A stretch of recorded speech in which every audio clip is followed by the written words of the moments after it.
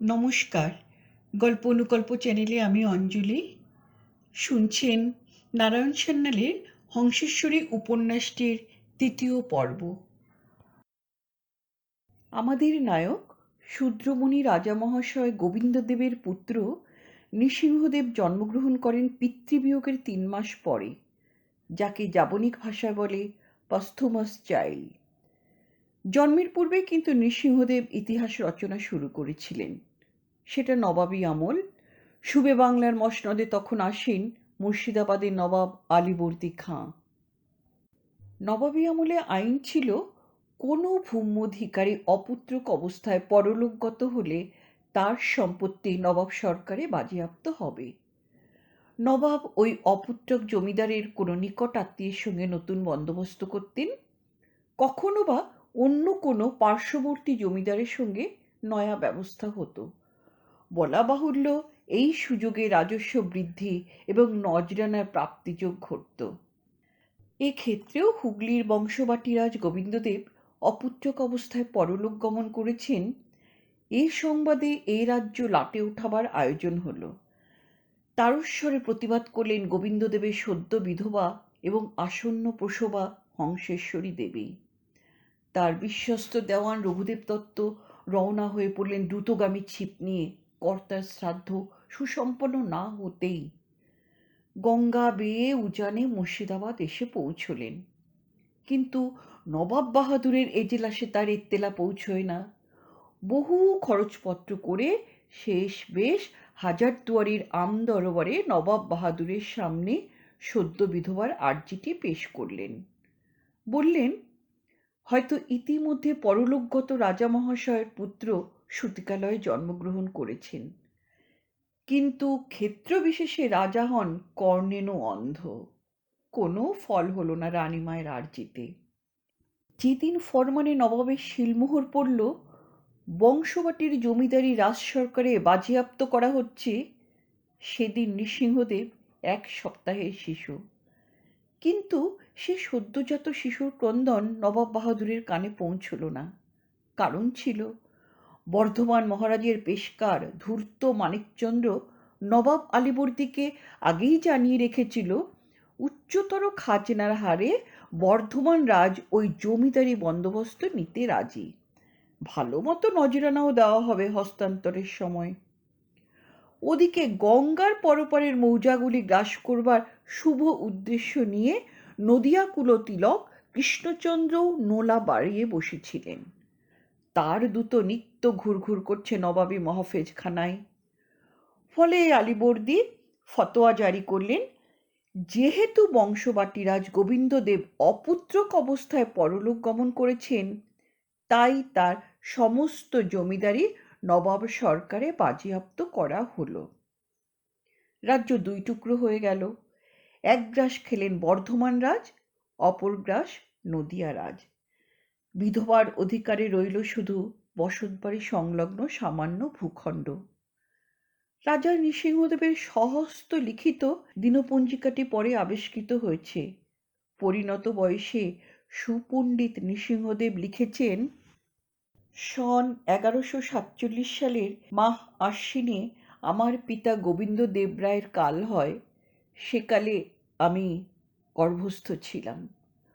বর্ধমান জমিদারের পেশকার মানিকচন্দ্র নবাব আলীবর্দী খাঁর নিকট আমার পিতার অপুত্রক কাল হইয়াছে খেলাপ জারি করিয়া আমার পুস্তানের জ্বর খরিদা সনন্দী জমিদারি আপন মালিকের জমিদারি সামিল করিয়া সন 1148 মাহ বৈশাখে খামোখা দখল করে ও হলফা পরগনা কিসমের মালগুজারি রাজা কৃষ্ণচন্দ্র রায়ের সামিল ছিল। তিনিও ওই সন কিসমত মজগুর আপন পুত্র শম্ভুচন্দ্র রায়ের তালুকের সামিল করিয়া দখল করেন। মৌজে কুলিহান্ডা মজগুরি তালুক হুগলি চাকলা সামিল ছিল। পীরখা ফৌজদার বর্ধমানের জমিদারকে দখল দিলেন না, অতএব তালুক মজগুর আমার দখলে আছে। সুবে বাংলার কোনো জমিদার ও তালুকদারের উপর এমন বেআইনসাফি ও বেদারদ কখনো হয় নাই। সূতিকালয়ে সেই শিশুটি ক্রমে বড় হল। বালক, কিশোর, ক্রমে তরুণ। জ্ঞানবৃদ্ধি হলে তিনি বুঝলেন ওই নিষ্ঠুর সত্যটা, যা তিনি লিখে গেছেন তার দিনপঞ্জিকায় পরিণত বয়সে। সুবে বাংলার কোনো জমিদার ও তালুকদারের উপর এমন বেআইনসাফি ও বেদারদ কখনো হয় নাই। কিন্তু রাগ করবেন কার উপর? ততদিনে সেই অন্যায়কারী আলীবর্দী গিয়েছে কবরের তলায়, এবং যার জন্য চুরি করা, সেই তার অতি আদরের দৌহিত্র সিরাজদৌল্লাও শুয়েছে মুর্শিদাবাদের খোশবাগে, মিরনের ছোড়ার মুঠোটুকুই সম্বল করে। গোবিন্দদেবের বিধবা রানী হংসেশ্বরী রাজ্য খুইয়েছেন বটে, কিন্তু আশা ত্যাগ করেননি। তার স্থির বিশ্বাস ছিল পুত্র উপযুক্ত হবে, অপহৃত পিতৃরাজ্য পুনরুদ্ধার করবে। জিজাবাইয়ের মতো নিষ্ঠায় তিনি পুত্রকে মানুষ করে তুলতে থাকেন। শিবাজির যুগ গেছে, এখন অশ্বারোহণ আর অসি চালনায় হৃতরাজ্য উদ্ধার হয় না। দেশে এখন কোম্পানির রাজত্ব, এখন বুদ্ধির যুগ, শিক্ষার যুগ। ছেলেকে তাই অতি সযত্নে তিনি শেখালেন নানান শাস্ত্র, নানান ভাষা, নানান আদব কায়দা। তরুণ নৃসিংহদেব সংস্কৃত, আরবি, ফার্সি এবং জাবনিক ইংরেজি ভাষায় সুপণ্ডিত হয়ে উঠলেন। সঙ্গীত চর্চা করতেন তিনি নিষ্ঠা ভরে। রাগরাগিনীর উপর তার মৌলিক আলোচনা আছে। পরিণত বয়সে তিনি উদ্দেশতন্ত্র নামে বাংলা ভাষায় শারীরবিজ্ঞানের উপর বোধ করি প্রথম গ্রন্থটি রচনা করেন, আদ্যন্ত ছন্দবদ্ধ পদে। ভূকৈলাসী রাজার তরফে কাশীখণ্ডের অনেকখানি তিনি রচনা করেছিলেন। কিন্তু সেই সব তো নৃসিংহদেবের পরবর্তী জীবন কথা।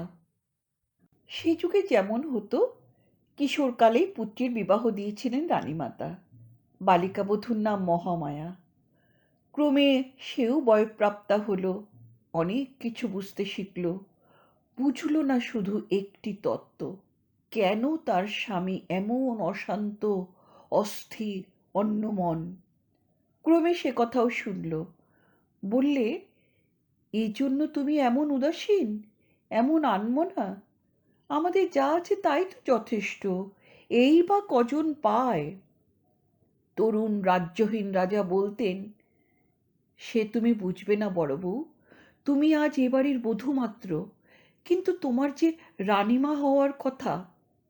পাটরানীকে বড় বউ ডাকাই প্রথা। নৃসিংহদেব তার একমাত্র স্ত্রীকে ওই নামেই ডাকতেন। মহামায়া প্রত্যুত্তর করতেন, কিন্তু সবাই তো আমাকে ওই নামেই ডাকে, রানীমা। সেটা সৌজন্যের খাতিরে বড় বউ, সে ডাক অন্তঃশ্বাস শূন্য। ও তুমি বুঝবে না, বুঝবে না, বুঝবে না, বুঝবে না, সবাই বলে বুঝবে না। সত্যিই বুঝতে পারত না মহামায়া।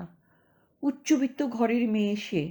বংশ গৌরবে এবং কোষ্ঠী বিচারের জোরে সে ঢুকে পড়েছে রাজবাড়িতে। যা পেয়েছে তা যে তার স্বপ্নেরও বেশি। তাই কি পেল না তার হিসাব মেলাতে সে রাজি নয়। কিন্তু ওই না পাওয়ার পথ ধরে আরও অনেক কিছু যে হারিয়ে যেতে বসেছে। ও পেল না শান্তি, পেল না তৃপ্তি, পেল না একটি যুবকের অন্তরে নিঃস্বপ্ন অধিকার। সে বক্ষপঞ্জরের আধখানা জুড়ে শুধু হাহাকার। তার স্বামীর হৃদয়ের সিংহভাগ দখল করে বসে আছে একটা ক্ষোভ, একটা বঞ্চনা, একটা বেআইনসাফি বেদারদি হাহাকার। ইতিমধ্যে পালাবদল হলো সুবে বাংলার রাজনৈতিক ইতিহাসে। এলো নতুন যুগ, নতুন শাসনকর্তা, ইংরাজ। এলো ওয়ারেন হেস্টিংস, ইলাইজা ইম্পে। বিচার কি নেই? একদিন বংশবাটি থেকে নৌকোযোগে যুবক পণ্ডিত এসে উপনীত হলেন প্রাক্তন সুতানুটি গোবিন্দপুরে, শহর কলকাতায়। গঙ্গার উপরে নূতন কেল্লা। সাক্ষাৎ প্রার্থনা করলেন সুবে বাংলার নতুন ভাগ্যবিধাতা ওয়ারেন হেস্টিংসের সঙ্গে। বেনিয়ানের মাধ্যমে যোগাযোগ হলো। লাটবাহাদুর দেখা করতে সম্মত হলেন। তখন নৃসিংহদেবের বয়স 38, মহামায়ার 29। নেটিভ রাজার দোভাষীর প্রয়োজন নেই শুনে আকৃষ্ট হয়েছিলেন ওয়ারেন হেস্টিংস। আরও খুশি হলেন তার সঙ্গে কথা বলে। সমস্ত বৃত্তান্ত শুনে লাট বাহাদুর দুঃখ প্রকাশ করলেন এবং দয়া পরবশ হয়ে 9টি পরগনা তাকে ফিরিয়ে দিলেন। বললেন, আমি দুঃখিত, এর বেশি আমি আর কিছু করতে পারছি না। ইয়াং ম্যান, তোমার সামনে এখন দুটি রাস্তা, হয় যা পেলে তাই নিয়ে সন্তুষ্ট থাকো, ওই কটা টঙ্কা নাড়াচাড়া করে বাকি জীবনের 2-20 খেলা সাঙ্গ করো, আর না হলে ওইটাকে মূলধন করে লড়ে যাও। লড়তে হলে কি করতে হবে? মরদ হতে হবে। নৃসিংহদেব জিজ্ঞাসু নেত্রে তাকিয়ে আছেন দেখে ওয়ারেন হেস্টিংস পাদপূরণ করেন। লড়তে হলে তোমাকে অর্থ সঞ্চয় করতে হবে, অন্তত 7 লক্ষ টঙ্কা। বিলাতে গিয়ে দরবার করতে হবে। ইস্ট ইন্ডিয়া কোম্পানির কোর্ট অফ ডাইরেক্টরসের এজলাসে বর্ধমান ও নদিয়া রাজের বিরুদ্ধে মামলা লড়তে হবে। নৃসিংহদেব জবাব দিতে পারেননি। ফিরে এসেছিলেন নতমস্তকে। মহারাজাধিরাজ বর্ধমান ও নদিয়ারাজ এক পক্ষে এবং অপর পক্ষে বংশবাটির রাজ্যহীন রাজা। এই মামলার কথা যে শুনবে সেই হাসবে। তার পিতৃতুল্য দেওয়ানজিও বললেন, ওসব চিন্তা মন থেকে সরিয়ে ফেলে দিন। রানী মহামায়া জনান্তিকে স্বামীকে বললেন, ওগো, এ যদি অসম্ভবই হয় তবে ও কথা কেন ভুলে যেতে পারছো না? তুমি শান্ত হও, স্বাভাবিক হও। লোকে তো পুত্রশোকও ভোলে, আর তুমি ওই কটা পরগনা হারানোর দুঃখ ভুলতে পারছো না? নৃসিংহদেব অস্থিরভাবে মাথা নেড়ে বলেছিলেন, এ তুমি বুঝবে না বড় বউ, আর তাছাড়া আমি যে মাকে কথা দিয়ে রেখেছি। ততদিনে গোবিন্দদেব রায়ের বিধবা কাশীবাসী হয়েছেন। তারপর আরও 10 বছর কেটে গেছে। ইতিমধ্যে নৃসিংহদেব দ্বিতীয়বার বিবাহ করেছেন, স্বয়ংভরা মন্দির নির্মাণ করেছেন। আগামীকাল শুভ কার্তিকী অমাবস্যায় কোজাগরী রাত্রে মায়ের মন্দির প্রতিষ্ঠা হবে। নৃসিংহদেব স্বয়ং গেলেন কলকাতায় সাহেব শুভদের নিমন্ত্রণ করে আসতে। মন্দির থেকে রাজবাড়ি 200 হাত হয় কি না হয়, তবু এইটুকু পথ ছোট রানীমা পদব্রজে আসতে পারলেন না। রেওয়াজ নেই। কিংখাবে মোড়া ঘেরাটো পালকিতে চড়ে এসে পৌঁছলেন অন্দরমহলের চিক দেওয়া দরজার এপারে। সঙ্গে সঙ্গে এসেছে আইমা আর এক টুকরি বোঝাই পদ্মফুল। ছোট রানীমার মহলটা দ্বিতলে পূর্ব দিকে। ততক্ষণে সন্ধ্যা হয়েছে। লাল নীল কাচ বসানো জাফরির কাজ করা ঘেরা বারান্দায় সারি সারি খাস গেলাস, মোমবাতি জ্বলছে তাতে। আইমাকে সঙ্গে নিয়ে নূপুর ঝুমঝুম করতে করতে শঙ্করী এসে পৌঁছল নিজের ঘরে। সেই দুপুরে মন্দিরে গিয়েছিল মালা গাঁথতে, এতক্ষণে ফিরল। আজ রাত্রে রাজা মহাশয় তার মহলে সায়মাসে আসবেন, সেজন্য অবশ্য তার চিন্তা নেই। আইমা পাকঘরে সেসব আয়োজন করে রেখেছে। ওর কাজ পাংখা হাতে রাজা মহাশয়কে আপ্যায়ন করা। কার্তিক মাস, হাওয়া করারও প্রয়োজন নেই, তবে সেটাই নাকি প্রথা। ঘরের পর্দা সরিয়েই একেবারে অবাক হয়ে গেল শঙ্করী এবং আইমা। শয়নকক্ষের চেহারাখানাই পাল্টে গেছে এক দুপুরে। ওর প্রকাণ্ড পালঙ্কে থরে থরে ফুলের মালা, গোছা গোছা ফুল।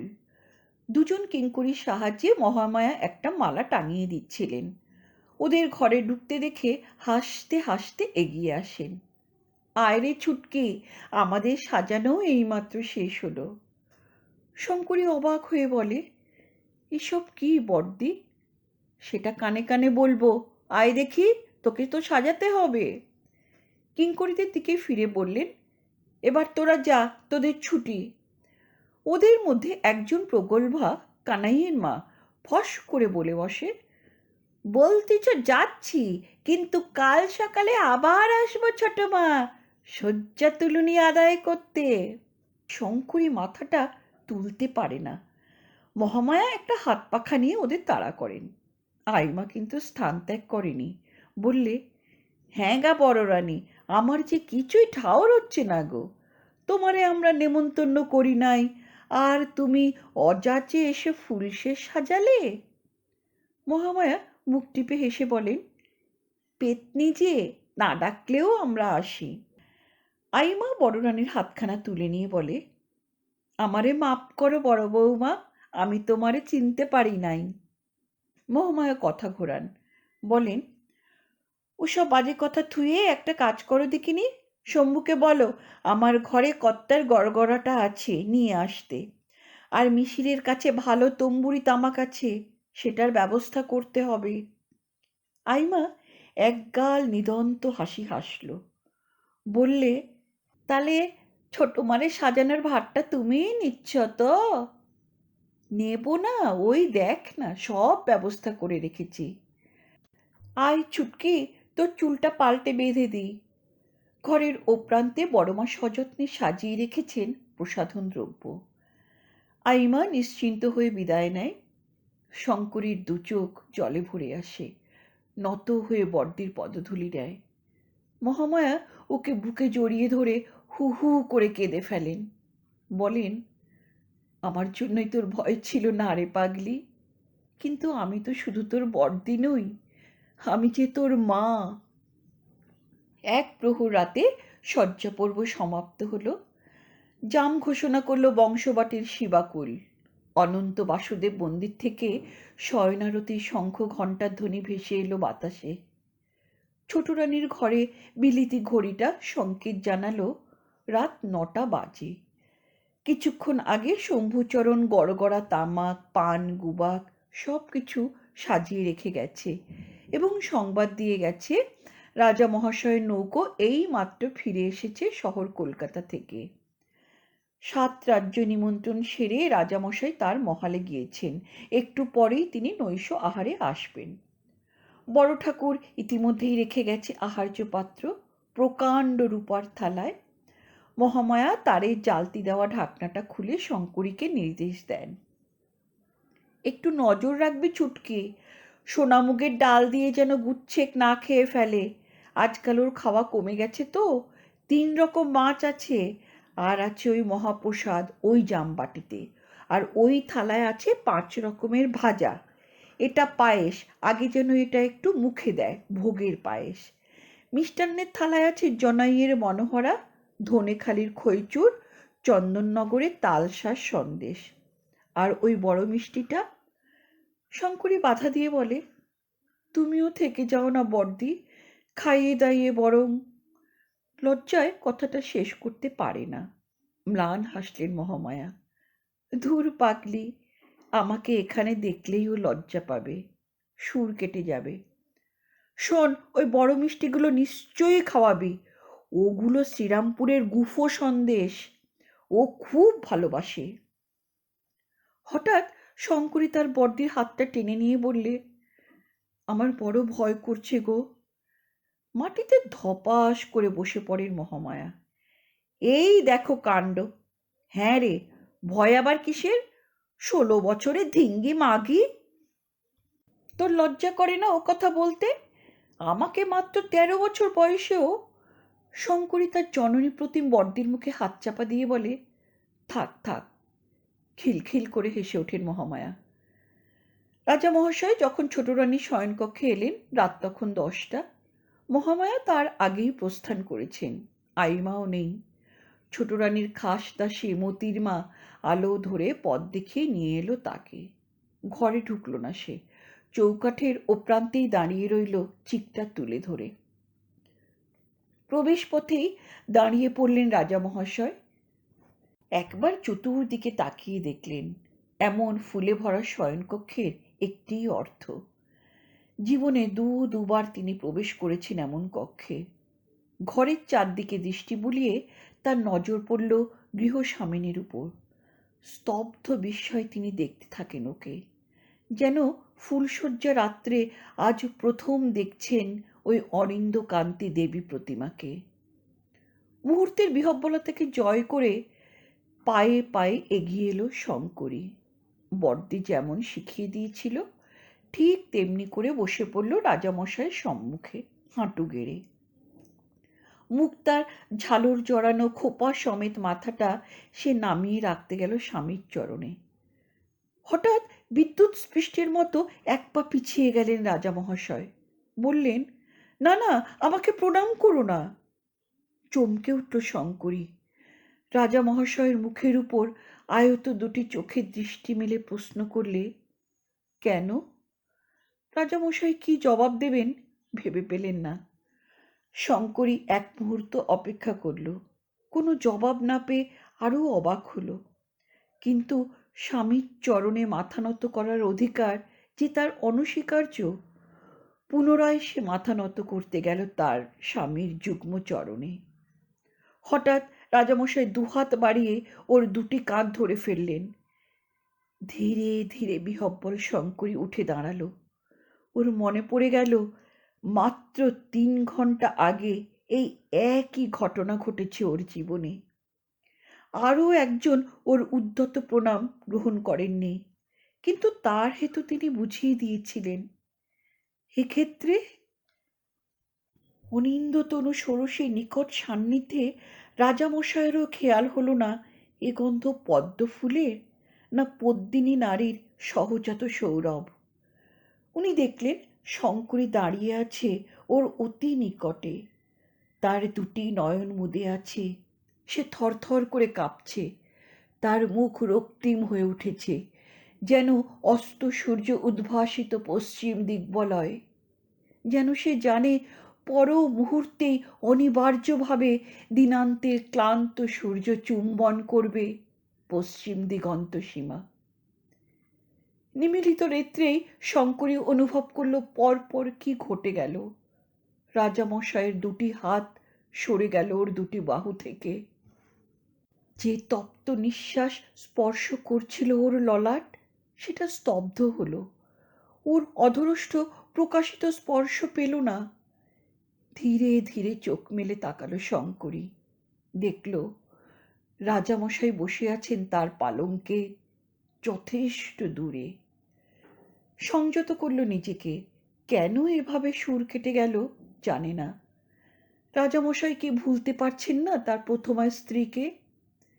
তার কি ধারণা অন্তরিক্ষ থেকে সেই বড় রানী লক্ষ্য করছেন ওদের ব্যবহার?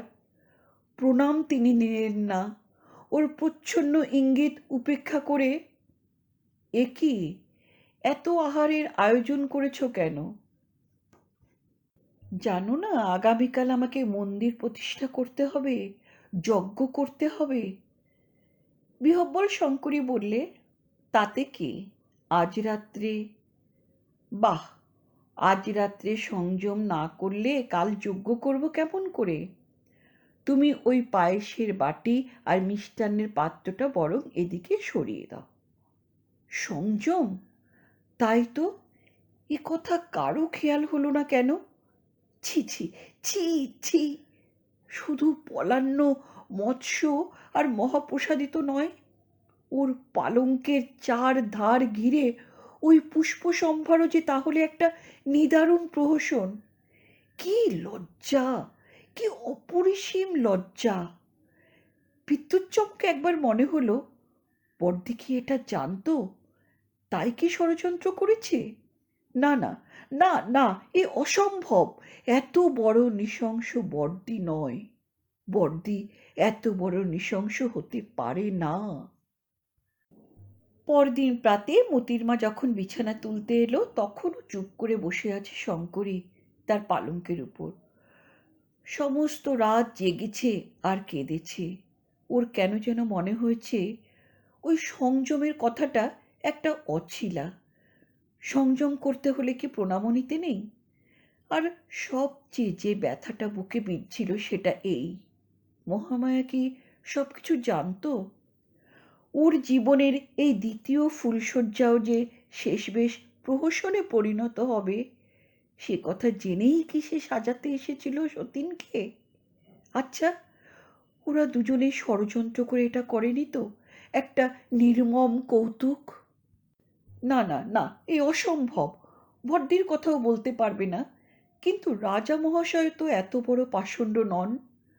আর তাছাড়া সে যে দেখেছে তার মুখ চোখে কামনা ঘন প্রত্যাশার অনুরণন। মতির মা ঘরের চতুর্দিকে তাকিয়ে দেখল বিছানাটা লণ্ডভণ্ড হয়ে আছে, নিষ্পেষিত ফুল ছড়িয়ে আছে সারা ঘরময়। মতির মা তো জানে না যে শঙ্করী তার টেনে টেনে ছিঁড়েছে। মুখ টিপে হেসে মতির মা বললে, বাস রে, তোমরা দুজনে কি রাতভর লড়াই করেছিলে নাকি? শঙ্করী দাঁতে দাঁত টিপে নীরব রইল। স্বীকার করতে পারল না রাজা মহাশয় এ ঘরে আদৌ রাত্রি যাপন করেননি। মতির মা প্রজ্বলিত প্রদীপ শিখার দিকে ইঙ্গিত করে আবার বললে, তা হ্যাঁ ছোট রানীমা, পিদিম এখনো জ্বলতিছে কেন গো? রাতভর তোমরা ঘুমোওনি নাকি? সমস্ত রাত্রি জাগরণে ক্লান্ত শঙ্করী শুধু বললে, যা এখন, দিক করিস না। ইস, তা চাইবই কি, শয্যা তুলুনি পাব্বুনি নেব না? একটু পরে এলো আইমা, কানে কানে বললে, ভোর রাতেই পাইলেছে দেখছি, তোরে বলে কয়ে গেছে তো, না মধুটুকু খাইয়েই ভাগিছে? শঙ্করী নেমে পড়ে পালঙ্ক থেকে। দিন কারো জন্য বসে থাকবে না। আইমাকে নির্জলা মিথ্যা কথাটা বলতে বাধল। সত্যটাও স্বীকার করতে পারল না, বললেও না। না না, যাবার আগে আমাকে বলেই গেছেন। তীক্ষ্ণ দৃষ্টি আইমার কাছে তবু অত সহজে পার পাওয়া গেল না। শঙ্করীকে ভালো করে দেখে বললে, তা হ্যাঁ রে ছুটকি, তরে অমন উস্কু খুস্কু লাগে কেন? এবারও তির্যক সত্য ভাষণ করল শঙ্করী। সারা রাত ঘুম হয়নি যে? দন্তহীন হাসি হাসল আইমা। তাই বল কেনে? তবু ধরা পড়তে হলো। যেখানে সবচেয়ে ব্যথা, সবচেয়ে সংকোচ, সেখানেই। নির্জন ঘরে ঝড়ের মতো ঢুকলো মহামায়া। প্রথম আঘাতেই ভেঙে দিল ওর সব ছলনা। শঙ্করীকে বুকে টেনে নিয়ে বললে, বিশ্বাস কর ছুটকি, আমার একেবারে খেয়াল ছিল না। কি কি খেয়াল ছিল না বড়দি? আমি জানি রে, আমার কাছে লুকোতে পারবি না, কিন্তু এক রাতে তো শীত যায় না। ও পালাবে কোথায়? আজ রাত আসবে, কাল রাত আসবে, সারাটা জীবনই তো পড়ে আছে। ও তো আর সন্ন্যাস নেয়নি। শঙ্করী আর দ্বিধা করেনি, প্রশ্ন করেছিল, কিন্তু উনি আমার প্রণামটাও নিলেন না কেন বড়দি? প্রণাম নিল না মানে? অকপটে সব কথা খুলে বলেছিল শঙ্করী। সব শুনে মহামায়া বললে, কি জানি বাপু, এ ধাঁধার অর্থ আমিও বুঝছি না। ঠিক আছে, আজ সুযোগ হবে না, আজ মরছ, কাল পরশু ব্যাপারটা জেনে নেব। তুই কিছু ভাবিস না ছুটকি, আমি তো আছি। কিন্তু কিছুতেই কিছু হলো না। নেপথ্যে যে কি নিদারুণ বজ্র উদ্যত হয়ে প্রহর গুনছিল, তা স্বপ্নেও ভাবতে পারেনি শঙ্করী। আকাশ বিদীর্ণ করে সেই বিনা মেঘের বজ্র যখন সশব্দে নেমে এলো, তখন বজ্রাহতই হয়ে গেল বেচারি। বুঝে উঠতে পারল না এটাও কি পূর্ব পরিকল্পিত, মহামায়ার কারসাজি? সে কি সব জেনে বুঝে শঙ্করীকে নিয়ে ক্রমাগত খেলছে? কবজার মধ্যে পাওয়া ইঁদুর ছানাকে নিয়ে বিড়াল যেমন খেলে। সতীন, সতীন কথাটা শুনলেই একটা কাঁটার খোঁচা লাগে। মহামায়া কি এত বড় প্রবঞ্চক, এত নির্মম, এত বড় অভিনেত্রী?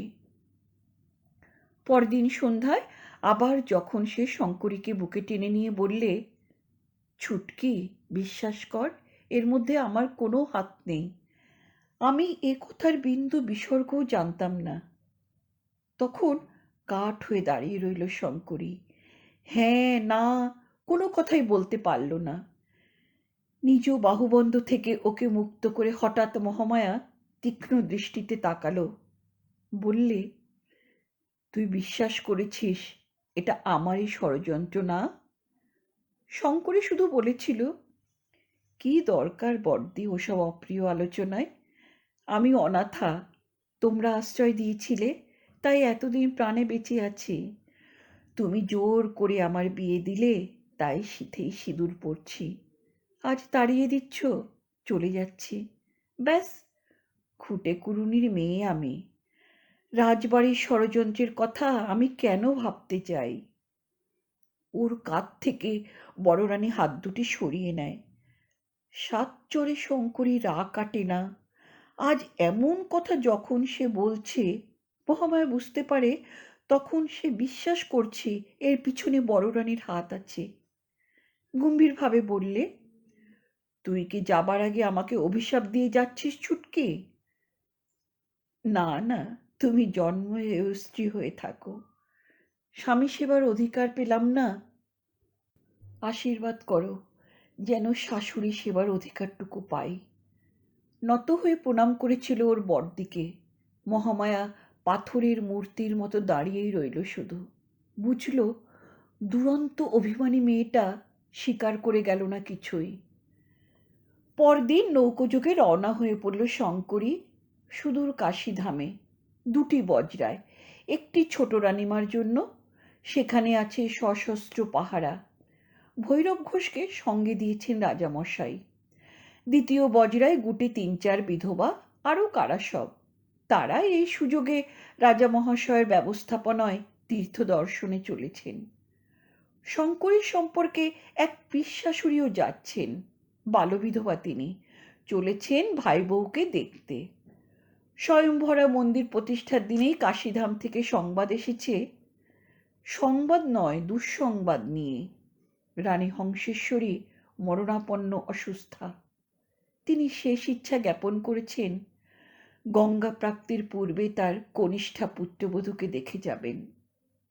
সবচেয়ে অবাক করা খবর, বিদায় মুহূর্তে রাজামহাশয়ের অনুপস্থিতি। কি একটা জরুরি কাজে তিনি প্রত্যুষেই অশ্বপৃষ্ঠে কোথায় যেন রওনা হয়ে গেছেন। শঙ্করী যেন পাষাণ হয়ে গেছে। এই সংবাদেও তিল মাত্র বিচলিত হলো না সে। অপরাধবোধ? কিন্তু শঙ্করী তো কোনো অভিযোগ আনেনি। সে তো একবারও বলেনি অন্তত একটি রাত তাকে এই রাজবাটিতে থেকে যাওয়ার অনুমতি দেওয়া হোক। এমন একটি সার্থক রাত্রি যেটা যজ্ঞারম্ভের পূর্বরাত্রির অজুহাতে নিষ্ফলা হবে না। একবারও বলেনি দীর্ঘ তীর্থযাত্রার প্রাক্কালে স্বামীর চরণধূলি সীমন্তে তুলে নেবার অধিকার তার অনস্বীকার্য। ভারতীয় হিন্দু সতী সাধবী নারীর সে অধিকার রাজা মহাশয়ের খেয়াল খুশির ঊর্ধ্বে। তাহলে এভাবে পালিয়ে যাবার অর্থ কি? অবাক মহামায়া বড় কম হননি রাজা মহাশয়ের অদ্ভুত ব্যবহারে। শুধু ছোট রানী নয়, এই কয়দিন তিনি মহামায়ার কাছ থেকেও পালিয়ে বেড়াচ্ছেন। অন্দরমহলে আদৌ আসেননি। শঙ্করীর বজরা গঙ্গার বাঁকে মিলিয়ে যাবার পর মহামায়া রাজা মহাশয়ের খোঁজ করেছিল, কিন্তু তিনি বারমহলেও নেই। বস্তুত ৩ দিন তিনি অনুপস্থিত থাকার পর রানীমা ডেকে পাঠালেন দেওয়ানজিকে। না, রঘুদত্তকে নয়, দেওয়ানজি রঘুনাথজি গোবিন্দ দেবরায়ের আমলের লোক। অশীতিপর বৃদ্ধ অবসর নিয়েছেন অনেক দিন। জমিদারির যা অবস্থা তাতে নূতন দেওয়ানকেও নিযুক্ত হননি। তবু দেওয়ানজির পৌত্র দিলীপ দত্ত রাজবাড়ির কাজকর্ম দেখে। বেতন নেয় না, দেবার ক্ষমতাও নেই রাজ সরকারের। তবে নাকি দত্তরা বংশানুক্রমে বংশবাটি রাজকে সেবা করে এসেছে, এখনও নিষ্কর জমি ভোগ করে। তাই দিলীপ নামমাত্র সম্মান মূল্য নিয়ে রাজবাড়ির সঙ্গে যোগাযোগটা রেখেছে। তাকেই গৌরবে দেওয়ানজি বলা হয় এখন। রানীমায়ের আহ্বান পেয়ে দিলীপ দত্ত এলো রাজবাড়ির মাঝমহলে। চিকের আড়ালে বসে বড় রানীমা প্রশ্ন করলেন, রাজা মহাশয় আজ ৩ দিন অনুপস্থিত। তিনি কোথায় গেছেন কেউ জানে না। আপনি কিছু জানেন? দিলীপ চিকের পর্দার দিকে তাকিয়ে বললে, জানি রানীমা। রাজা মহাশয় আমার পিতামহকে বলে গেছেন, তার কাছেই শুনেছি তিনি শহর কলকাতায় আছেন। শহর কলকাতায়? কেন? কবে ফিরবেন? উনি কোম্পানির রাজ সরকারি চাকুরি নিয়েছেন, আছেন কেল্লার ভিতর। আপাতত সেখানেই থাকবেন। সপ্তাহান্তে বা ছুটি ছাটায় বংশবাটিতে আসবেন। স্তম্ভিত হয়ে গেল মহামায়া। চাকুরি নিয়েছেন রাজা মহাশয়? কেন? দিলীপ সবিনয়ে বলে, আমার ধারণা ছিল রাজা মহাশয় অন্তত আপনাকে সে কথা বলে গেছেন। এখন দেখছি আমার ধারণা ভ্রান্ত। সে যাই হোক, কথাটা আপনার জানা দরকার। এ কথা আমি রাজামহাশয়ের কাছ থেকে সকর্ণে শুনিনি। তিনি শুধুমাত্র তার দেওয়ানজি অর্থাৎ আমার পিতামহকে বলে গিয়েছিলেন। তার কাছ থেকেই শুনেছি। সবই বিস্তারিত জানাচ্ছি, তবে সংবাদটা গোপন রাখবেন রানীমা। বুঝতেই পারছেন রাজামহাশয় চান না এ কথা আপাতত জানাজানি হোক। আপনি বলুন। দিলীপ দত্তের কাছে যে তথ্য পাওয়া গেল তা সংক্ষেপে এই রকম। রাজামহাশয়ের অন্তরের সে আকৈশোর লালিত সুপ্ত বাসনা পিতৃরাজ্য পুনরুদ্ধার করা কোনোদিনই মরেনি। উনি 7 লক্ষ টঙ্কা সঞ্চয়ের জন্য বদ্ধপরিকর। যেমন করেই হোক ওই বিপুল অর্থ সঞ্চয় করে তিনি কালাপানি পার হবেন। অজানা অচেনা ইংল্যান্ডে উপনীত হয়ে কোর্ট অব ডাইরেক্টরসের এজলাসে বর্ধমান তথা নদিয়া রাজের বিরুদ্ধে অভিযোগ আনবেন। তাদেরই প্ররোচনায় নবাব আলীবর্দী খাঁ এরকম বেআইন সাপি এবং বেদারদ ফরমান জারি করেছিলেন। ওয়ারেন হেস্টিংসের সেই কথাটা তিনি কিছুতেই ভুলতে পারছিলেন না। 7 লক্ষ মুদ্রা সঞ্চয় করা প্রায় অসম্ভব, তাই দীর্ঘদিন ওটার কথা ভুলেছিলেন। মহামায়া ক্রমাগত তাকে ওই চিন্তা থেকে দূরে রাখার জন্য সচেষ্ট ছিলেন, কিন্তু ঘটনাচক্রে সেই সুপ্ত বাসনা আবার মাথাচাড়া দিয়ে উঠেছে। স্বয়ংভরা মায়ের মন্দির প্রতিষ্ঠা উপলক্ষে সাহেব সুবোধে নিমন্ত্রণ করতে তিনি নৌকাযোগে কলকাতায় এসেছিলেন। স্বয়ং লাট বাহাদুরকে নিমন্ত্রণ করার কোনো পরিকল্পনা ছিল না, কিন্তু ঘটনাচক্রে সেটাও ঘটে গেল। কলকাতার এক উচ্চতম মহলে সাহেবের সঙ্গে দেখা করতেই তিনি বলে ওঠেন, কি সৌভাগ্য রাজা মহাশয়, আপনি স্বয়ং এসে পড়েছেন। আপনাকেই তো খুঁজছিলাম আমরা। কি ব্যাপার? জানা গেল সুপ্রিম কোর্টের বিচারে একজন আসামির ফাঁসির হুকুম হয়েছে। মৃত্যুপথযাত্রী তার অন্তিম বাসনা হিসেবে বংশপাটি রাজা মহাশয় নৃসিংহদেব রায়ের সঙ্গে সাক্ষাৎ করতে চেয়েছে। সামান্য মানুষ, তবু ফাঁসির আসামির শেষ ইচ্ছা পূরণের জন্য ওরা বংশপাটিতে সংবাদ পাঠিয়েছিলেন। এই সময় তিনি স্বয়ংই এসে উপস্থিত। অগত্যা কেল্লার ভিতর ফাঁসির আসামির সঙ্গে দেখা করতে যেতে হলো। ওই সূত্রেই লাট বাহাদুরের সঙ্গে নৃসিংহদেবের পরিচয় হলো। সুযোগ বুঝে নৃসিংহদেব তাকেও নিমন্ত্রণ করলেন। লাট বাহাদুর জানালেন তিনি নিমন্ত্রণ গ্রহণ করছেন বটে, তবে অন্য কাজের জন্য স্বয়ং যেতে পারবেন না। তার তরফে তার কোনো প্রতিভু যাবে। রাজা মহাশয়ের সঙ্গে সরাসরিতে ইংরাজিতে কথা বলে লাট বাহাদুর অত্যন্ত প্রীত হয়েছিলেন। তিনি অতঃপর একটি প্রস্তাব রাখেন এবং রাজা বাহাদুর সে দুর্লভ সুযোগ তৎক্ষণাৎ গ্রহণ করেন। লাট বাহাদুর বলতে লর্ড কর্নওয়ালিস। ওয়ারেন হেস্টিংস দেশে ফিরে গেছেন। নবনিযুক্ত গভর্নর জেনারেল লর্ড কর্নওয়ালিস তার রাজত্বের একটি মানচিত্র প্রণয়নে ব্রতী হয়েছেন। তাতে কোন জমিদারের কতটা অংশ আছে তা দেখানো হবে। মানচিত্র আঁকবে ইংরাজ আমিন ও নকশানবিশ, তাদের বলে রাইটার্স। কিন্তু বিভিন্ন দেশীয় ভাষায় লেখা দলিল তারা পড়তে পারে না। দলিল বর্ণিত ভূখণ্ডের সীমা তারা বুঝে উঠতে পারে না।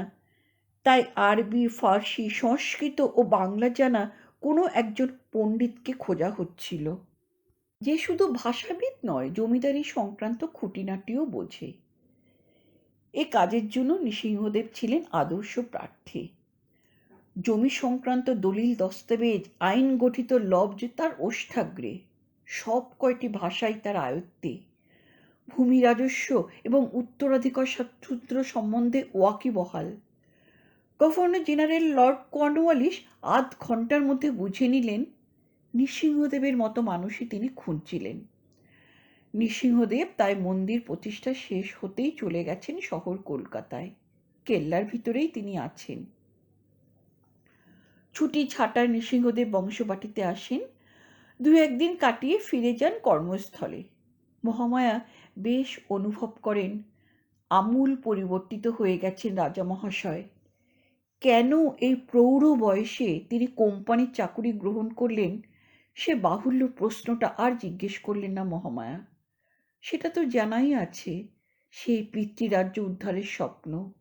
কিন্তু আর একটি দুরন্ত কৌতূহল তিনি কেমন করে দমন করবেন, তাই প্রশ্ন করেছিলেন, একটা কথা আমাকে সত্যি করে বলবে, কেন অমন করে ছুটকিকে তুমি ত্যাগ করলে? ত্যাগ করলাম? ত্যাগ করলাম কোথায়? সে তো মায়ের কাছে গেল। এবার মহামায়া এমনভাবে স্বামীর দিকে তাকালেন যে রাজামশাই বুঝতে পারেন তার প্রত্যুত্তরটা নিতান্তই ফাঁকি। তার দুজনকেই বুঝেছেন। বললেন, কি করব বলো বড় বউ, মায়ের মরণাপন্ন অসুখ। কিন্তু তুমি তো জানতে এখান থেকে নৌকোয় কাশী যেতে প্রায় 2 মাস লাগবে। মা যদি 2 মাস অপেক্ষা করতে পারেন, তবে 2 মাস একদিনও কি পারতেন না? সংযম রাত্রির অজুহাতে তুমি সেদিন ওকে প্রত্যাখ্যান করেছিলে, কিন্তু তুমি তো জানতে তার প্রতি তোমারও কর্তব্য আছে। বলো, আমি কি কিছু ভুল বলছি? রাজা মহাশয় নীরবে অধোবদনে বসেই থাকেন।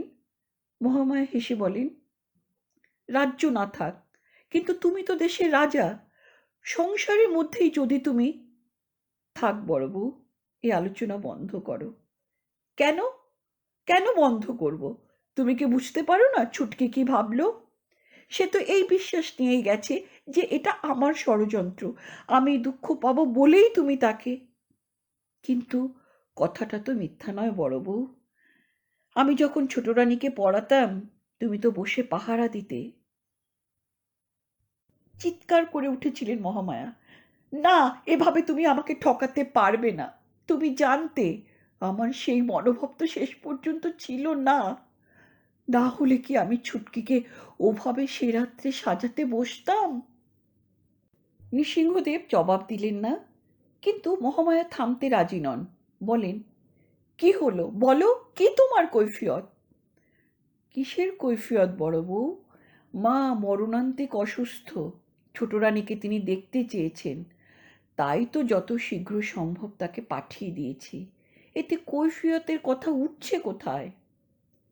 মহামায়া স্বামীর অন্তঃস্থলে একবার দৃষ্টি দেবার চেষ্টা করলেন। যে হৃদয়টি এতদিন স্ফটিক স্বচ্ছ মনে হতো, আজ তাকেই মনে হলো দুর্ভেদ্য রহস্যময়। একটা দীর্ঘশ্বাস চেপে বললেন, বেশ, অন্তত এই কথাটা আমাকে বুঝিয়ে বলো, সে রাত্রে ছুটকির প্রণাম কেন নাওনি? স্পর্শদোষ এড়াতে তুমি ওকে অন্তত দূর থেকে প্রণাম করতে বলতে পারতে। রাজামহাশয় অনেকক্ষণ কি যেন ভাবলেন, তারপর বললেন, বড় বউ, প্রত্যেকের জীবনেই এমন কোনো গোপন কথা থাকে যা কাউকে বলা যায় না। এ তেমনই একটা কথা। ভ্রুকুঞ্চিত হলো মহামায়ার। বললেন, কিন্তু আমি যে তোমার সহধর্মিণী, আমার কাছে তোমার কোনো কথাই তো গোপন থাকতে পারে না। পারে পারে বড় বউ, ছোট রানীও তো আমার সহধর্মিণী। তোমার সব গোপন কথা যা স্বামী হিসেবে আমি জেনেছি, তা কি ছোট বউয়ের কাছে বলতে পারি বলো? মহামায়া চুপ করে যান। বলেন, ঠিক আছে, চলো এবার শুতে যাই, রাত অনেক হলো। তুমি শুয়ে পড়ো বড় বউ, আমি আমার ঘরে ফিরে যাব। রাত জেগে কিছু পড়াশুনো করতে হবে, দিবাভাগে তো সময়ই পাই না। চমকে ওঠেন মহামায়া। বলেন, কাল বুঝি তোমার কোনো যজ্ঞ আছে? আজও সংযম রাত্রি? রাজা মহাশয় ফিরে যাবার জন্য দ্বারের দিকে এগিয়ে গিয়েছিলেন। হঠাৎ থেমে পড়েন, ঘুরে দাঁড়ান। বলেন, বড় বউ, একটা কথা বলি, কিছু মনে করো না।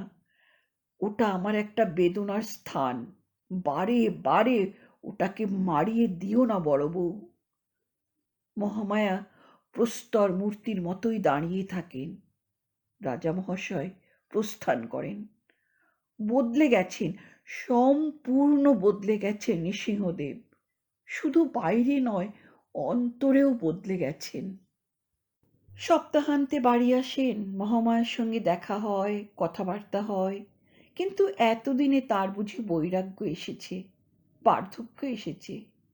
মহামায়া বুঝতে পারেন তিনি সব পেয়েও সব কিছু খুইয়েছেন, আর সেই হতভাগী শঙ্করী সব কিছু খুইয়েও সব পেয়েছে। কেন, কি বৃত্তান্ত বুঝতে পারেন না, কিন্তু বেশ অনুভব করেন রাজা মহাশয় কিছুতেই ভুলতে পারছেন না সেই বাসর সজ্জার প্রত্যাখ্যাতা নায়িকাটিকে। Charles first Marquis of Cornwallis নৃসিংহদেবের প্রায় সমবয়সী, মাত্র 2 বছরের বড়। রাজ্যহীন এই দেশীয় রাজাটির প্রতি তার অনুগ্রহ দৃষ্টি হল। ভারতবর্ষে কোম্পানির রাজত্বে একটা রাজস্ব আদায়ের চিরস্থায়ী বন্দোবস্তের কথা তিনি ভাবছেন। এই নিয়ে আলোচনা করার মতো মানুষ পান না। সবাই যে যার স্বার্থ অনুযায়ী জবাব দেয়, কখনো তাকে খুশি করতে অন্যায় জেনেও তার প্রস্তাবে সায় দেয়। এই সমবয়সী বংশবাটি রাজার মধ্যে তিনি একজন খাঁটি মানুষের সন্ধান পেলেন। তাই কাজের অবকাশে মাঝে মাঝে তাকে ডেকে পাঠাতেন, খোশ গল্প করতেন। কখনো শোনাতেন তার নিজের জীবনের কথা, কখনো বলতেন মার্কিন মুলুকে তার সংগ্রামের কাহিনী।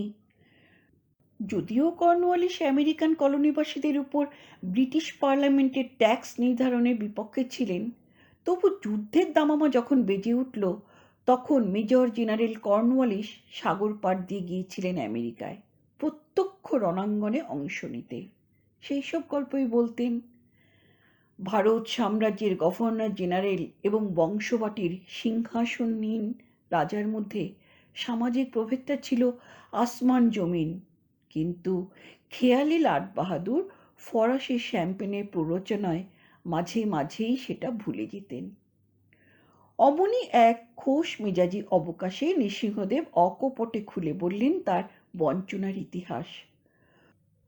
লর্ড কর্নওয়ালিস ধৈর্য ধরে সবটা শুনলেন, তারপর বললেন, তুমি কি করবে তা আমি জানি না, কিন্তু আমি যদি তোমার অবস্থায় পড়তাম তবে সর্বস্ব পণ করে আমি পিতৃ সম্পত্তি উদ্ধার করতাম। কিন্তু তার পূর্বে যে 7 লক্ষ টঙ্কা সঞ্চয় করতে হবে। করো, কিন্তু তাহলে ঈশ্বরের নাম নিয়ে তোমাকে পথে বার হতে হবে। বসত বাড়ি নিশ্চিন্ত চৌহদ্দিতে বসে স্বপ্ন দেখা যায় রাজা, কিন্তু জীবন সংগ্রাম করা যায় না। এই দেখো না আমাকে, জন্মেছি লন্ডনে, পড়েছি আমেরিকায়, শাসন করছি ভারতবর্ষ। দূর তোর বলে বেরিয়ে এলেন নৃসিংহদেব। না, শেষ চেষ্টা একবার করে দেখতেই হবে। ইস্তফা দিলেন চাকরি থেকে। সেটা 1792 খ্রিস্টাব্দ।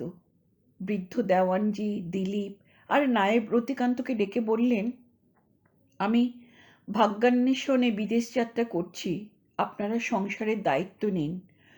যতদূর সম্ভব ব্যয় সংকোচ করুন। 4 লক্ষ টঙ্কা পুঁজি আমি রেখেই যাচ্ছি। এ অর্থ যেদিন 7 লক্ষ হবে তখন আমাকে সংবাদ দেবেন, আমি স্বরাজ্যে প্রত্যাবর্তন করব। বৃদ্ধ দেওয়ানজি বললেন, আমি হয়তো ততদিন থাকবো না, তবে রতিকান্ত থাকবে, দিলীপ থাকবে। কিন্তু সম্মত হলেন না রানী মহামায়া। বললেন, কি হবে গো রাজ্য উদ্ধার করে? তুমি যদি এভাবে সংসার ত্যাগ করে সন্ন্যাসী হয়ে যাও, তবে আমি কি নিয়ে বাঁচব? তুমি তো আজ 52 বছরে বৃদ্ধ। ধরো সারা জীবন লড়াই করে তুমি পিতৃ সম্পত্তি উদ্ধারও করলে, কিন্তু ভোগটা করবে কে? উদাসীনভাবে নৃসিংহদেব বললেন, শাস্ত্র বলছেন, যখন ধর্ম সঞ্চয় করবে তখন মনে রেখো আগামীকালই তোমার মৃত্যু হতে পারে। আর যখন অর্থ সঞ্চয় করবে তখন মনে করো তুমি অজয়, অমর। ইতস্তত করে মহামায়া বলেন, তুমি কোথায় যাবে প্রথমে? কাশীতে। এখনো তিনি আছেন। সবার আগে মাকে প্রণাম করব। মায়ের আশীর্বাদই যে আমার পাথেয়। তারপর তারপর কি সেখানেই থেকে যাবে? ম্লান হাসলেন রাজা মহাশয়। বললেন, দুনিয়ার সব কিছু বদলে গেল বড় বউ, শুধু তুমিই বদলালে না। মহামায়া ম্লান হাসলেন, বললেন, ঠিক ওই কথাটাই আমিও ভাবছি, কিন্তু এ দুনিয়ার সব কিছু বদলে গেল, শুধু বদলালো না তোমার ভুল ধারণাটা। তুমি আজও বিশ্বাস করো ছুটকি আমার মেয়ে নয়, ছুটকি আমার সতীন। রাজামহাশয় চোখ তুলে দেখলেন, না, এই কবছরে অনেক রোগা হয়ে গেছেন তার বড় রানী। অঙ্কের হিসেবে তার বয়স 43, কিন্তু 50 ঊর্ধ্বা বৃদ্ধা বলে তাকে মনে হয়। ওর শিরিনা হাতটি তুলে নিয়ে তার উপর হাত বুলোতে বুলোতে বললেন, বড় বউ, আজ খোলা মনে কয়েকটা কথা বলবো, তুমিও বলো। মা আছেন কাশিতে, সেখানেই যাচ্ছি। ওর সঙ্গে দেখা তো হবেই, কিন্তু সত্যি করে বলো তো, তুমি কি তাই চাও? কি হলে তুমি সবচেয়ে সুখী হও? মহামায়া বললেন, যা ঘটলে আমি সবচেয়ে খুশি হতাম তা তো হবার নয়। আমি সবচেয়ে আনন্দ পেতাম যদি ছুটকিকে আবার নিজে হাতে সাজিয়ে তোমার কাছে পাঠাতে পারতাম, কিন্তু তা যখন সম্ভব নয়, তখন বলো, তখন তখন কি? মহামায়া বলেন, এতদিন আমি যা চেয়েছি তাই তুমি দিয়েছ। আজ তুমি দীর্ঘ দিনের জন্য বিদেশ যাচ্ছ, কবে ফিরবে তার স্থিরতা নেই। আমার শরীরের অবস্থা তো দেখছো, হয়তো তুমি যখন ফিরে আসবে তখন আমি থাকবো না। এমন দিনে বিদায় বেলায় তোমার কাছে একটি শেষ ভিক্ষা চাইব, দেবে? এমন করে কেন বলছো বড় বউ? তুমি তো জানো তোমাকে অদেয় আমার কিছুই নেই। জানি জানি গো, জানি। সেই দাবিতেই বলছি, তুমি তোমার মনকে যতখানি চেনো তার চেয়ে আমি অনেক বেশি চিনি। কেন তুমি ছুটকির প্রণাম নাওনি, কেন তাকে অমনি করে ফিরিয়ে দিয়েছিলে, শুধু এটাই আমি জানি না। তুমিও বলনি, আমিও জোর করিনি। কিন্তু তারপর তো 4টি বছর কেটে গেছে। আমি এই 4 বছর ধরে লক্ষ্য করছি তোমাকে। আমি জানি তুমি তাকে ভুলতে পারছো না, আর তাই আমাকেও সহ্য করতে পারছো না। না না, আমাকে বাধা দিও না। আমার যা বলার আছে তা আজ আমাকে বলতে দাও। হয়তো এই সুযোগ আর কোনো দিনই পাবো না। বেশ, বলো। তাই এই 4 বছর ধরে তুমি আমাকে এড়িয়ে চলেছ। তুমিও তাকে ভুলতে পারছো না, আর সে আবাগীয়, তারও তো 20 বছর বয়স হলো। সেও। বাধা দিয়ে রাজামশাই বলেন, কিন্তু তুমি কি যেন একটা চাইবে বলছিলে বড় বউ? হ্যাঁ, কথা দাও, বংশবাটি রাজবাড়িতে যেদিন ফিরে আসবে সেদিন বংশধরকে নিয়েই ফিরে আসবে। রাজামহাশয় এক দৃষ্টিতে কিছুক্ষণ তাকিয়ে রইলেন তার জীবন সঙ্গিনীর দিকে। 35 বছর যার সঙ্গে ঘর করেছেন সেই অতি পরিচিতা রহস্যময়ী অপরিচিতার দিকে। তারপর হেসে বললেন, বেশ, কথা দিলাম বড় বউ, বংশবাটিতে যেদিন ফিরে আসব সেদিন বংশধরকে নিয়েই ফিরব। কাহিনীর উজান ঠেলে 4 বছর পিছিয়ে যেতে হবে আমাদের। উজান ঠেলে শঙ্করী নৌকো চলেছে ভাগীরথী বেয়ে বংশবাটির ঘাট থেকে বারাণসী ধামের 64 যোগিনী ঘাটে। পার হয়ে গেল ত্রিবেণী, শান্তিপুর, নবদ্বীপ, কাটোয়া, কর্ণসুবর্ণ। ভাগীরথী ছেড়ে নৌকো পড়ল মূল গঙ্গায়। শঙ্করী নিশ্চুপ বসে থাকে বজরার ভিতর, জানলা দিয়ে দেখতে থাকে নিয়ত পরিবর্তনশীল গঙ্গা তীরের দৃশ্য। গ্রামের পর গ্রাম, গঞ্জ, খোলা মাঠ, কোথাও বাঁধানো ঘাট, কোথাও কাঁচা পাড়। সকালবেলা একরকম, দুপুরে অন্যরকম, সন্ধ্যায় রাত্রিতে আবার এই মা গঙ্গার অন্যরকম রূপ। প্রাতে ও মধ্যাহ্নে দেখা যায় দলে দলে স্নানার্থীরা এসে জমায়েত হয়েছে ঘাটে, তৈলমর্দন করছে সর্বাঙ্গে। ছোট ছেলেমেয়েরা ঝাঁপায় ঝুটছে, নাক টিপে টুপ টুপ ডুব দিচ্ছে ঘোমটায় ঢাকা বউ। কেউ উচ্চকণ্ঠে গঙ্গাস্তোত্র পাঠ করছে, মাতর গঙ্গে তৈজ ভক্তা। আবার কেউ বা পাড়ে বসে হাঁক পাচ্ছে, আরে আ নাকি, একা একা জলে নামিস নে মা, মিনছেরা কেউ ঘাটে নেই, কথা শোন। আর দেখা যায় মৎস্যজীবী পরিবারদের, তারা জাল শুকোয়, জাল ফেলে আর জাল বুনে। রাত ভোর লণ্ঠন জেলে মাছ ধরে। মাছরাঙা ঝুপঝুপ করে জলে নামে। কদিন আগে মজা হয়েছিল একটা। বজরা তখন ঘাটের কাছে নোঙর করা, বড় গঞ্জ একটা। মাঝিরা গেছে হাট থেকে বাজার করে আনতে। শঙ্করী বসেছিল জালনার ধারে, দেখছিল ঘাটের দৃশ্য, মেয়েদের স্নানাঘাট। হঠাৎ শুনল একটি বউ বলছে, দেখ দেখ কি সুন্দর, ঠিক যেন নক্কি টাকরুন। দৃশ্যটা দেখবার জন্য অন্যমনস্ক শঙ্করী ঝুঁকে পড়েছিল। পরক্ষণেই সে লজ্জা পায়। বউটি ওকেই আঙুল তুলে দেখাচ্ছে। চারপাশে তাকিয়ে কোনো পুরুষ মানুষ না দেখতে পেয়ে শঙ্করী ডাকল, এসো না ভেতরে, আলাপ করব তোমাদের সঙ্গে, নৌকোয় আমি একা। শিশু কাঁখে বধূ তার পার্শ্ববর্তিনীকে বলে, যাবি, ডাকতিছে। পার্শ্ববর্তিনী বলে, তোর বোনাই জানতে পারলে পিঠে স্যালাকার ভাঙবে। ওরা আসেনি কেন? ওরা কি তাকে রূপোপজীবিনী ভাবল? এত রূপ দেখে ভুল বুঝল? সে যাই হোক, ওদের সূত্র ধরে শঙ্করী সারাটা দিন কল্পনায় জাল বোনে। বয়ে যায় গঙ্গা, বয়ে যায় সময়, আর উজানে বয়ে যায় বজরা।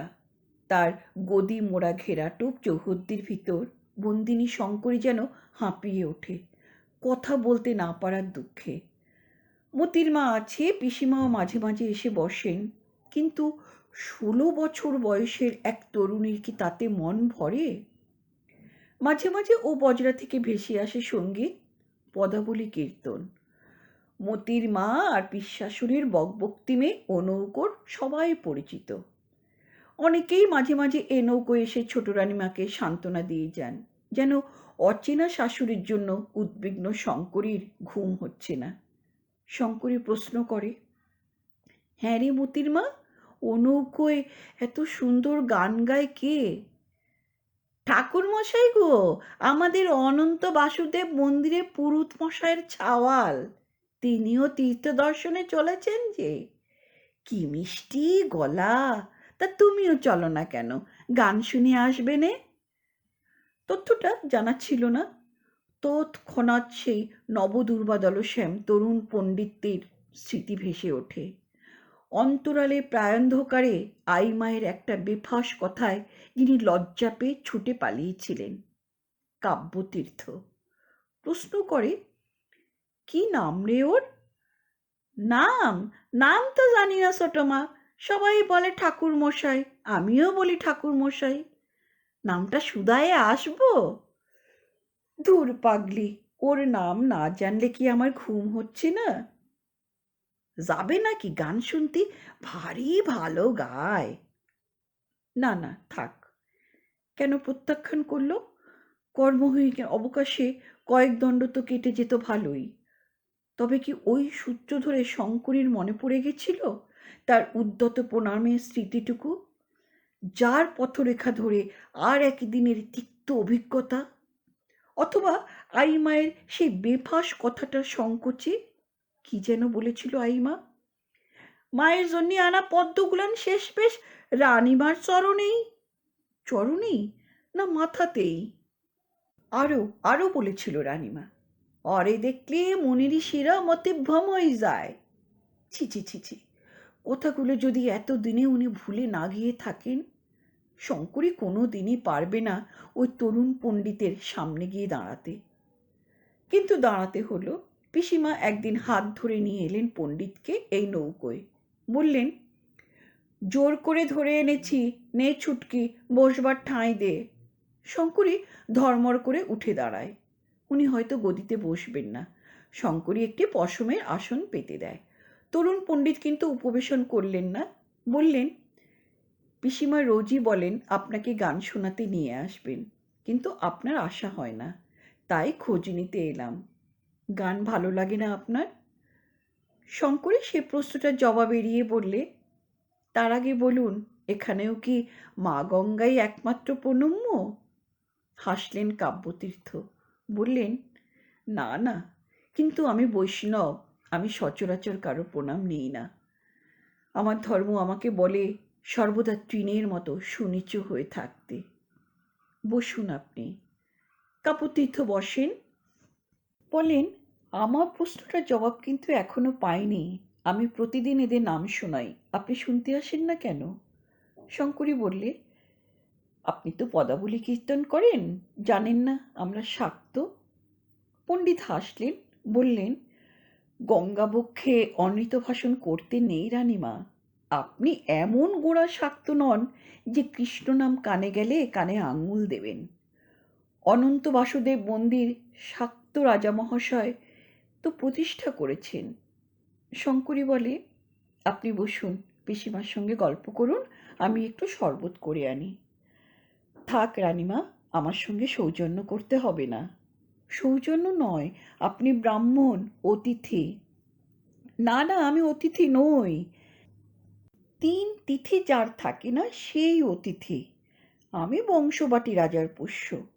ও নৌকোয় আমি নিত্য যা সেবা করি তার ব্যবস্থা তো আপনাদেরই। বরং আমাকে কিছু প্রতিদান দেবার সুযোগ আপনি করে দিন। প্রতিদান? কিভাবে? আমি আপনাকে নাম গান গেয়ে শোনাতে পারি, শাস্ত্রপাঠ করে শোনাতে পারি, কিংবা কিংবা যদি কাব্যপাঠে আপনার অভিরুচি থাকে তাহলে তাও পাঠ করে শোনাতে পারি। কিছু কিছু কাব্যগ্রন্থ আমি সঙ্গে নিয়েই এসেছি। একটু ভেবে শঙ্করী বলল, সে তো ভালোই, আজ সন্ধ্যায় যাব আপনার নাম গান শুনতে। যদি কাব্যপাঠ করে শোনান তাহলে সময়টাও কাটবে। কি কাব্যগ্রন্থ আছে আপনার সঙ্গে? পদাবলী কিছু আছে, শ্রী চৈতন্য চরিতামৃত 1 খণ্ড আছে। সংস্কৃত কাব্য কিছু নেই? একটু চমকে ওঠেন পণ্ডিত। বলেন, আপনার সংস্কৃত ভাষায় অধিকার আছে রানীমা? হাসল শঙ্করী, বললে, না আদৌ না। বাংলা ভাষায় লেখা পুঁথি তো নিজেই পড়তে পারি।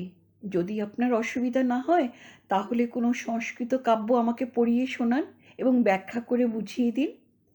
পিসিমা বললেন, বাবার ঠাঁয়ে পৌঁছতে এখনো 1 মাস। তুমি অনেক দিন ধরে পড়তে পারবে বাবা, শাস্ত্র শেষ হয়ে যাবে। পণ্ডিত হেসে বলেন, শাস্ত্র শেষ হয় না পিসিমা, আর আমরা তো শাস্ত্র আলোচনা করব না। আমার কাছে 1 খণ্ড মূল বাল্মীকি রামায়ণ আছে, আপনি যদি ইচ্ছা করেন। শঙ্করী বললে, হাতে লেখা বাংলা পুঁথিতে রামায়ণ আমি পড়েছি। আপনার কাছে কালিদাসের কোনো কাব্য আছে?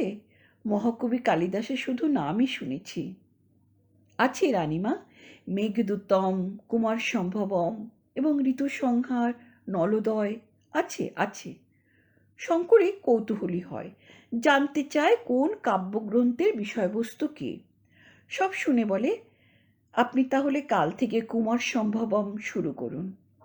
সেদিন সন্ধ্যায় ছোট রানীমা ওই বজরায় এলেন নাম গান শুনতে।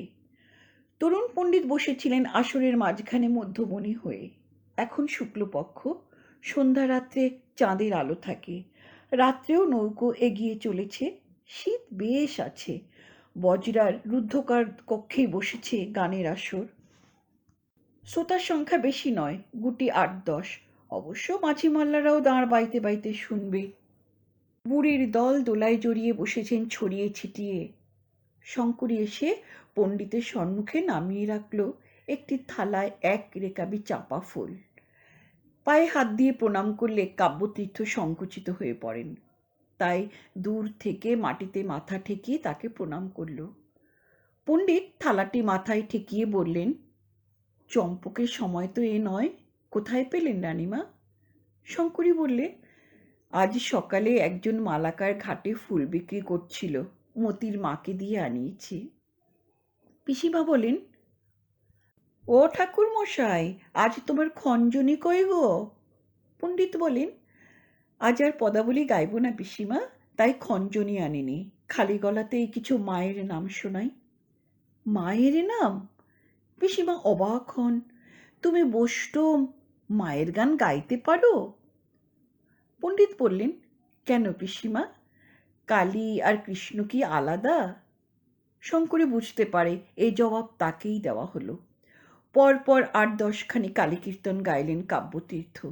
শঙ্করী অবাক হয়ে গেল, এমন অপূর্ব শ্যামা সঙ্গীত সে কখনো শোনেনি সুরেলা দরাজ কণ্ঠ কাব্যতীর্থের। গঙ্গাবক্ষে তার মা মা ধ্বনি দূর থেকে দূরে মিলিয়ে গেল।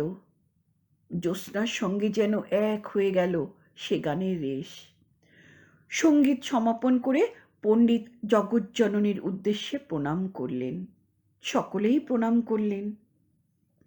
শঙ্করী আদৌ ঘোমটার ভিতর থেকে বললে, এই শ্যামাসঙ্গীত আগে কখনো তো শুনিনি। পদকর্তাকে? মহাসাধক ছিলেন তিনি, কবিরঞ্জন সেন। নিজেই শ্যামাসঙ্গীত রচনা করতেন, সুর দিতেন, গাইতেন।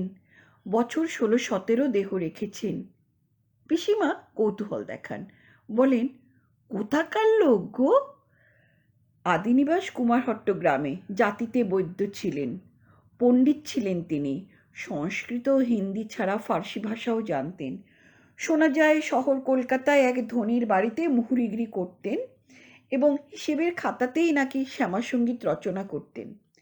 একদিন নাকি তার উপরওয়ালা তা দেখতে পেয়ে তাকে স্বয়ং মালিকের কাছে ধরে নিয়ে যায়। ধনী গৃহস্বামী, কিন্তু সদাশয় এবং ধর্মপরায়ণ লোক ছিলেন। হিসেবের খাতায় লেখা কবিতাটি দেখে বলেছিলেন, তোমার কাজ তো এ নয়, তুমি মায়ের নাম রচনা করো, আমি বৃত্তির ব্যবস্থা করে দিচ্ছি। তারপর তিনি বাকি জীবন শুধু শ্যামাসঙ্গীতই রচনা করেছেন। মায়ের নাম কীর্তন করেছেন, তন্ত্র সাধনা করেছেন। শঙ্করী প্রশ্ন করে, কবিরঞ্জন ওর নাম না উপাধি? উপাধি। নদিয়ার রাজা কৃষ্ণচন্দ্রের দেওয়া খেতাব। তিনি একটি কাব্যগ্রন্থ লিখে মহারাজকে শোনান, তাতেই খুশি হয়ে। কি কাব্যগ্রন্থ জানতে চায় শঙ্করী। বিদ্যাসুন্দর। বিদ্যাসুন্দর? সে তো রায়গুণাকরের রচনা, তার নাম তো ভারতচন্দ্র। পণ্ডিত এক মুহূর্ত স্থির হয়ে কি যেন ভেবে নেন। তারপর বলেন, না রানীমা, একই নামে দুজন কবি দুখানি কাব্যগ্রন্থ রচনা করেছিলেন। এর পিতৃদত্ত নাম রামপ্রসাদ। নৌকো ইতিমধ্যে অনেকটা অগ্রসর হয়েছে। বড় বড় গঞ্জোয়ার শহর। কাব্যতীর্থ প্রতিদিন সকালে এসে 2-1 দণ্ড কাব্যপাঠ করে যান। প্রথম 5-7টি শ্রোতা ছিল। কাব্যের বিষয়বস্তু যখন হরপার্বতীর মিলন, তখন ধর্মপ্রাণা বিধবার দল সাগ্রহে এসে বসেছিলেন প্রথমটায়। কিন্তু দুদিনেই ওদের উৎসাহ স্তিমিত হয়ে এলো। শুধু সৌজন্যের খাতিরে পিসিমা এসে বসে থাকতেন। তিনি পণ্ডিতকে এ বজরায় প্রথম দিন হাত ধরে নিয়ে এসেছিলেন। বোধ করি কারণ শুধু সেটাই নয়, শঙ্করী তার পরিবারের কুলবধূ। যদিও কাব্যতীর্থ কুলপুরোহিতের সন্তান, গুরুর বংশ, তবু বয়সে তরুণ যে। ঘি আর আগুন, একটু সামলে চলতে হয়। মেয়েটারও যে ভরা যৌবন। পণ্ডিত তিল তিল করে অগ্রসর হচ্ছেন। মূল পাঠ করে তার ব্যাখ্যা করেন। হিমালয়ের বর্ণনা, কিন্নর কিন্নরীদের কথা, প্রজাপতি দক্ষের কন্যা মহাদেবের প্রথম পক্ষের পত্নী সতীর দেহত্যাগ এবং হিমালয় দুহিতা পার্বতী রূপে তার পুনর্জন্ম। ইতিমধ্যে অতিক্রান্ত হয়েছে মুঙ্গের, ভাগলপুর, বাঁকিপুর। নবযৌবনে শুভাগমনে পার্বতীর অঙ্গ প্রত্যঙ্গের বিকশনের বর্ণনায় পণ্ডিত ব্যাখ্যাকে সংক্ষেপিত করতে বাধ্য হলেন। পিনোন্নত স্তনযুগল, বিপুল জঘন ও কৃশ মধ্যাদেশের বর্ণনা করতে পারলেন কাব্যতীর্থ, কিন্তু হোঁচট খেলেন ব্যাখ্যা করতে। তস্যা প্রবিষ্টা নতনা ফিরন্ধ্রং ররাজতন্যে নবরোমরাজি কিংবা স্তনদয়ং পাণ্ডু তথা প্রবৃদ্ধম মধ্যে যথা শ্যামমুখস্য। নিজে থেকেই একদিন বললেন, রানীমা যদি চান তাহলে আমরা বরং কাল থেকে রামায়ণ পাঠ করি। শঙ্করী অবাক হয়ে বলে, কেন? আমার তো খুব ভালো লাগছে। কুমার কবে আসবেন উমার গর্ভে, আমি তো তারই প্রতীক্ষায় আছি। কাব্যতীর্থ বলেন, তথাস্তু। শঙ্করী সন্দিগ্ধ হয়ে বলে, আপনার কি ক্লান্তি আসছে আমার মতো নির্বোধ শ্রোতাকে পাঠ করে শোনাতে? কাব্যতীর্থ মাথা নেড়ে বলেন, না রানীমা, সেজন্য নয়। আমার সংকোচ অন্য কারণে। শঙ্করী বুদ্ধিবতী, বলে, বুঝেছি, তা হোক। বাল্মীকি বেদব্যাসের মহাকাব্যের চেয়ে কালিদাসই শুনতে চাই। রামায়ণ মহাভারতের বঙ্গানুবাদ আছে, কিন্তু কালিদাসে নেই। কাব্যতীর্থ বলেন, ঠিকই বলেছেন রানীমা। প্রসন্ন রাঘব রচয়িতা কবি জয়দেব যেটা বলেছেন সেটা আপনাকে বলি। কবিতা মহাকবি বাল্মীকির কন্যা। ভগবান বেদব্যাস তাকে পালন করেছিলেন, তিনি তার পালক পিতা। তারা স্বীয় লীলাবতী কন্যার গুণরাশি জগতে প্রকাশ করেছিলেন। সেই কবিতা কন্যা বিদর্ভ রীতির অলঙ্কারে সজ্জিত হয়ে স্বেচ্ছায় শ্রী কালিদাসকে পতিরূপে বড়মাল্য পরিয়েছেন। নারী জীবনের ভূমিকায় পিতা ও পালক পিতার অবদান অনস্বীকার্য, কিন্তু স্বামী যে তার সব, তা কি আর জানে না শঙ্করী?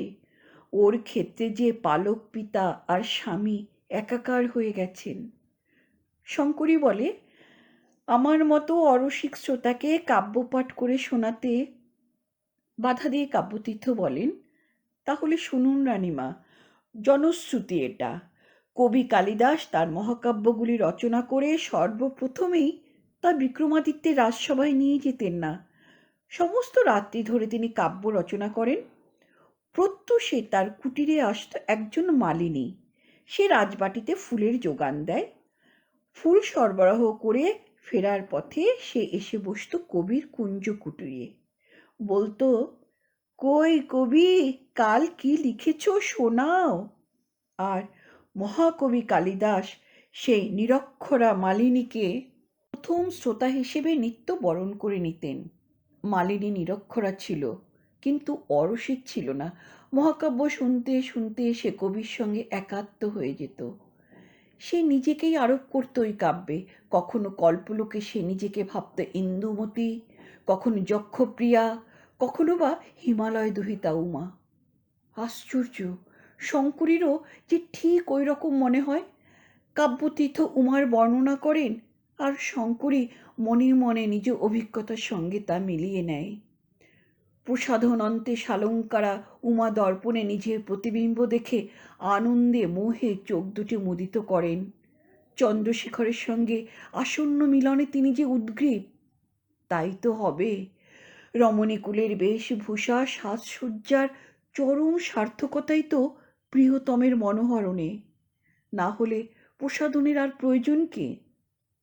কাব্যতীর্থের এই কথায় শঙ্করীর মনে পড়ে যায় সে কৃষ্ণা চতুর্দশী রাত্রির কথা। মহামায়া তার সর্বাঙ্গে পরিয়েছেন অলঙ্কার।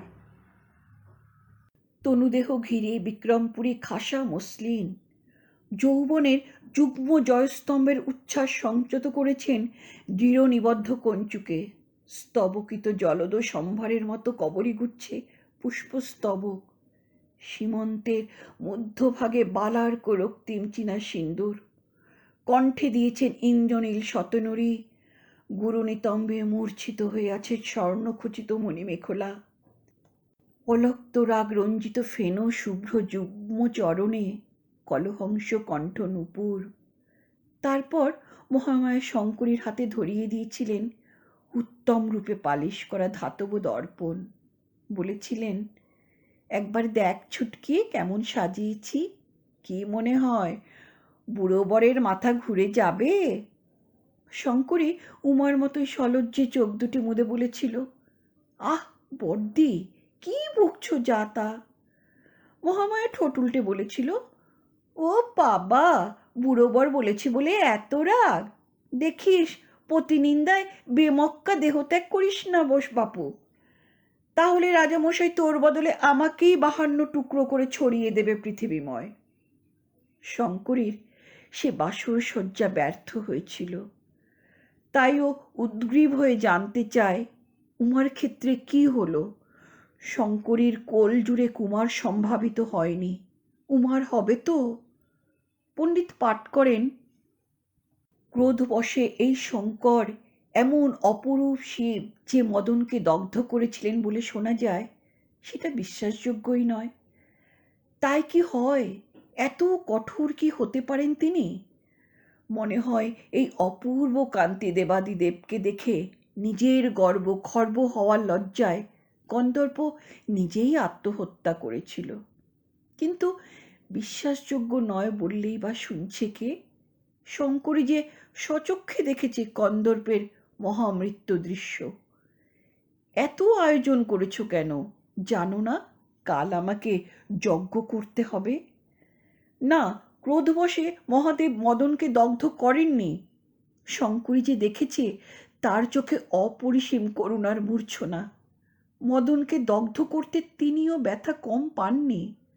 শঙ্করী যে স্পষ্ট দেখেছিল তার মুগ্ধ চোখের তারায় তার অন্তরের কামনা বাসনার প্রতিবিম্ব। তাহলে হঠাৎ দুই হাতে মদনের কণ্ঠনালী কেন চেপে ধরেছিলেন তিনি?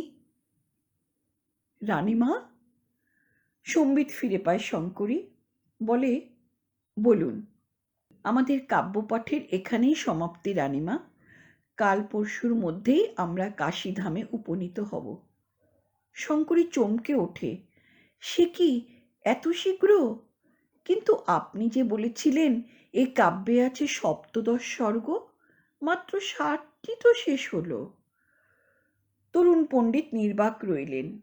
শঙ্করী পুনরায় বলে, কাশীধামে তো আপনি আমাদের ভদ্রাসনেই থাকবেন, বাকিটুকু বরং। তা হয় না রানীমা, এই সপ্তম স্বর্গেই আমাদের কাব্যপাঠ সমাপ্ত হবে। কেন ঠাকুরমশাই? একটু ইতস্তত করে কাব্যতীর্থ কারণটা ব্যক্ত করেন।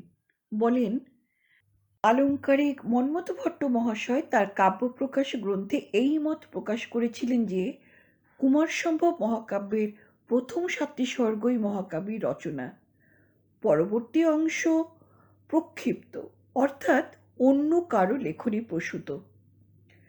মল্লীনাথেরও ওই একই অভিমত, আমারও তাই বিশ্বাস। শঙ্করী প্রশ্ন করে, পরবর্তী অংশের কাব্য মাধুর্য কি নিকৃষ্ট স্তরের? ঠিক তা বলতে পারি না, অন্তত অষ্টম স্বর্গের রচনা তো যথেষ্ট উন্নত মানের। তাহলে সপ্তম স্বর্গেই থামছেন কেন? কাব্যতীর্থ এক মুহূর্ত নীরব থাকেন। গঙ্গাবক্ষে অনৃত ভাষণ নাকি করতে নেই। শেষ বেশ স্বীকারই করেন, সপ্তম স্বর্গে উমার বিবাহ হলো, তা আমরা পড়েছি রানীমা। অষ্টম স্বর্গে হরপার্বতী দৈহিক মিলনের নিরাবরণ বর্ণনা আছে।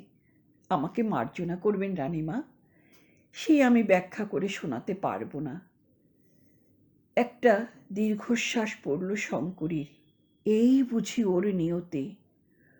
উমা মহেশ্বরের বিবাহ হবে, উমা সীমন্তে আঁকবে অতির চিহ্ন, হাতে পড়বে কালীঘাটের শাঁখা, কামাখ্যা মায়ের নোয়া। কিন্তু তার কোলজুড়ে সোনার চাঁদ কুমার আসবে না কোনো দিন। কুমার সম্ভব শেষ হবে সপ্তম স্বর্গের অসমাপ্ত গানে।